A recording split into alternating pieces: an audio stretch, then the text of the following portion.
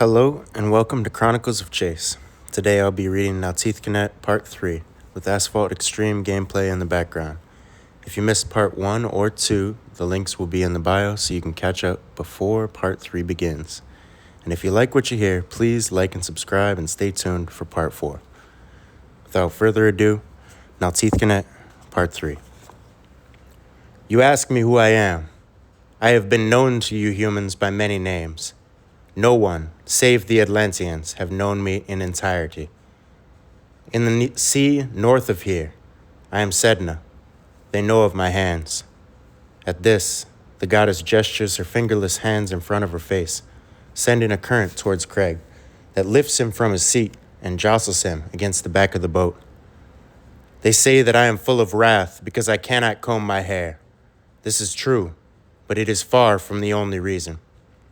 The being pauses for a moment, looking intently into Craig's face before continuing. In the sea south of here, I am Atabay. They know of my stance, thinking I am a frog, and my earrings. I am a supreme ancestral being to them, an embodiment of nature itself, who gave birth to my own self. I am both Kawana, the calm and benevolent, and Guabanses, the stormy and ireful. The pause this time was longer, felt more of contemplation. Craig's urges to speak out of turn had passed long ago. He waits patiently, looking into its eyes. He cannot get past it, the human-like features paired with the overwhelmingly unhuman aura that filled the sea dungeon. The eyes could have been his mother's, the wrinkles and lines around the face his grandparents'. But she is at least 30 feet tall, wreathed in an auspicious green glow. In their mythology, I drowned one of my sons for trying to kill another. This is not true. I cannot have children. Beyond the warm sea, she continued, where my hurricanes depart from, within the land below yours, I was Chalchihuatique.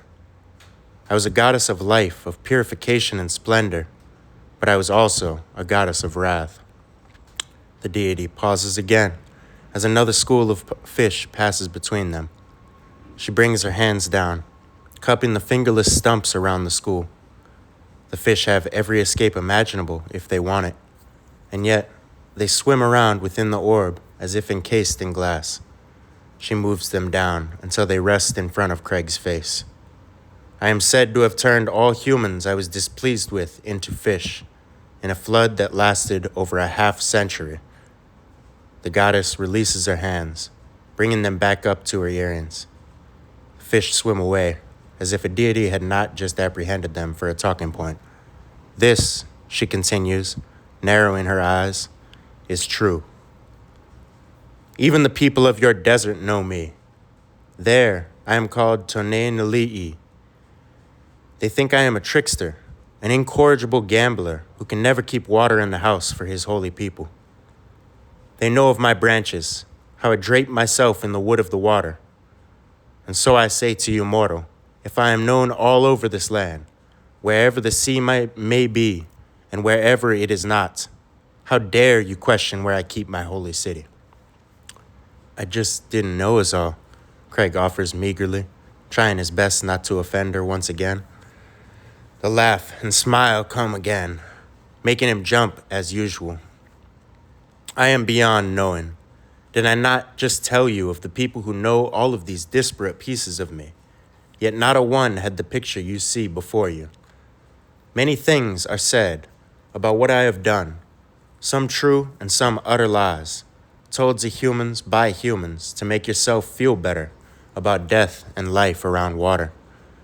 Your geography books, your knowledge of this world, matter not to me. Your human history is a mere 10,000 years, if that, a pithy amount indeed. Another pause. I have still yet to tell you one of my names. Craig can't tell if the violent shakes that overtake his body are from the freezing bay water or the terror that feels laced into her words. He hopes and prays for her to say something, anything, but the silence rings on through the depths. Finally, she speaks. The people between your land's two great rivers knew me better than most. Untunktahe, was what they called me. They believed I had an eternal feud with the thunder god, Wakinyan, and they knew of my wrathful companion, Unkula. At this, the water beneath the goddess begins to smoke and froth. The serpentine shape of the river gives rise to a gray-black beast with a scaly body that rolls out from the center like a spout of a volcano. 2 red eyes blaze from the head of the snake, with enormous white fangs that seem to boil the very water around them. Craig scampers as far up the side of his dinghy as he can, repulsing from the very sight of Unkula. His eyes drop instinctively, and the serpent's blazing pits paralyze him. The white fangs seem to drip with a sickening rouge of crimson as the eyes bore down into his soul, demanding life, death, obeisance. Craig cannot tell, but he feels the demand pressing in upon him as urgently as an amniotic sac on an unborn babe. Please don't hurt me, Craig shudders as he pushes the words from his mouth. He hopes the serpent can hear him, hopes he will not die. The discordant laugh reverberates above Craig again, wrenching his gaze back up towards Atabe, Sedna, Toneile, Untunkate, whatever the heck she wanted to be called. She looks back at him, face alight with amusement, as Unkula slithers and skulks in the foreground of Craig's vision. We did not need to bring you here. I did not need to bring you here for Unkula to harm you. The laugh comes again and again, rising in tone and tenor, until Craig thinks he might lose his mind. He still doesn't know why the heck he has been brought here, doesn't know what a deity would possibly want with him. Unkula seems to swirl its body around Craig, like a boa preparing to constrict.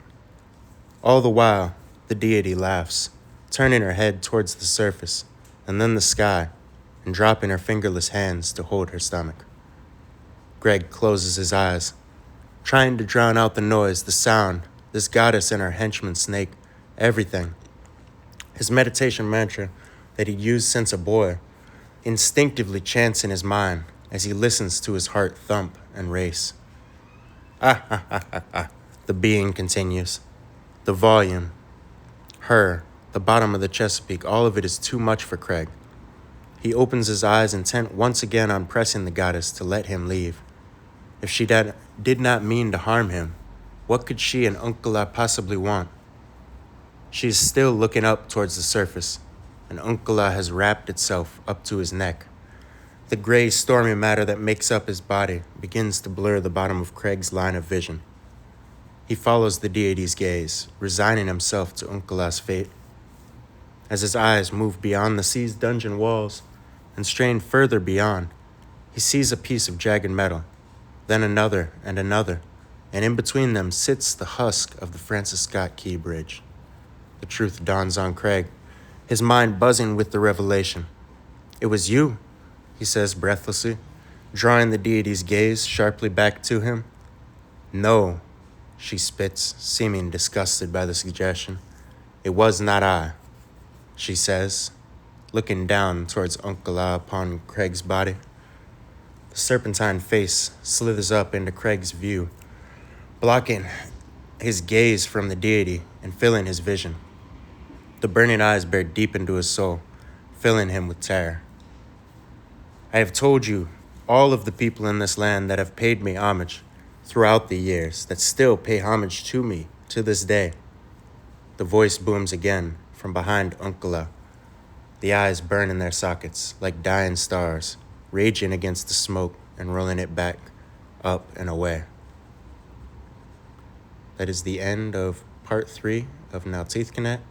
If you liked what you heard, please like and subscribe, and I appreciate any views.